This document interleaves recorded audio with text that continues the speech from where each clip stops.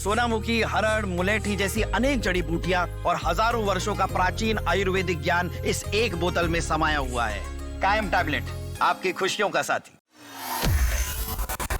देश में इस वक्त संसद के शीतकालीन का सत्र चल रहा है। एक और जहां विपक्ष लगातार सत्ता पक्ष पर हमलावर है, तो सत्ता पक्ष भी हर एक मुद्दे पर विपक्ष को पलटवार करने का कोई मौका नहीं छोड़ रहा, फिर चाहे वो एसआईआर का मुद्दा हो या फिर वंदे मातरम पर चर्चा का विषय। हालांकि इस बीच बुधवार को लोकसभा में विपक्ष के नेता राहुल गांधी और केंद्रीय गृह मंत्री अमित शाह के बीच एक तीखी नोकझोंक भी होती दिखी।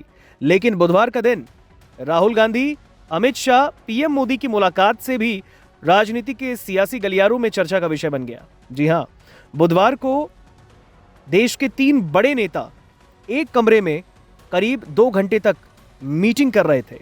दरअसल ये मीटिंग होनी ही थी। आपको बता दें, प्रधानमंत्री कार्यालय का एक कमरा और राहुल गांधी के साथ पीएम मोदी और अमित शाह की करीब 2 घंटे तक चली बैठक बुधवार को सियासी गलियारों में चर्चा का केंद्र बनी रही। हालांकि इस बात का इल्म सबको था कि मुख्य सूचना आयुक्त के उम्मीदवारों पर चर्चा करने के लिए तीनों ही बड़े नेताओं की मुलाकात होनी ही है, लेकिन मीटिंग करीब 2 घंटे तक की हो जाएगी, इस बात का इल्म किसी को भी नहीं था। नियमों के मुताबिक प्रधानमंत्री, पीएम के द्वारा नॉमिनेटेड एक केंद्रीय मंत्री और विपक्ष के नेता मुख्य सूचना आयुक्त और विजिलेंस डिपार्टमेंट में टॉप लेवल अधिकारियों की नियुक्ति के फैसले करते हैं।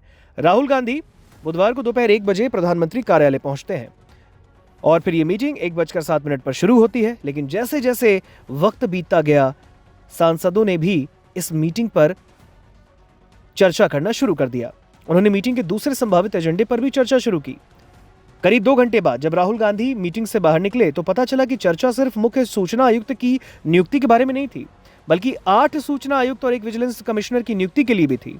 रिपोर्ट्स के मुताबिक राहुल गांधी ने सभी अपॉइंटमेंट पर आपत्ति जताई है।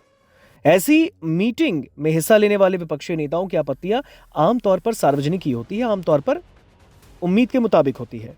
लेकिन इस बार भी नतीजा अलग नहीं था। आपको बता दें, 2 घंटे की मीटिंग के बाद जो हुआ उसे लेकर संसद के गलियारों में जोरदार चर्चा हुई।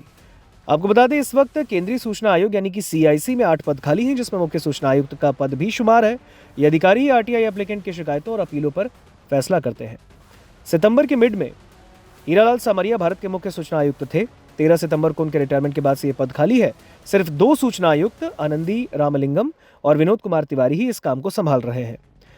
सीआईसी यानी कि केंद्रीय सूचना आयोग की वेबसाइट के मुताबिक उसके पास 30,838 केस इस वक्त पेंडिंग है। सूचना का अधिकार अधिनियम की धारा 12(3) के तहत प्रधानमंत्री चयन समिति के अध्यक्ष होते हैं, जिसमें विपक्ष के नेता और प्रधानमंत्री द्वारा नामित एक केंद्रीय मंत्री भी शामिल होते हैं। ये सभी मिलकर मुख्य सूचना आयुक्त और सूचना आयुक्तों की नियुक्ति के लिए नामों के चयन और सिफारिश करते हैं।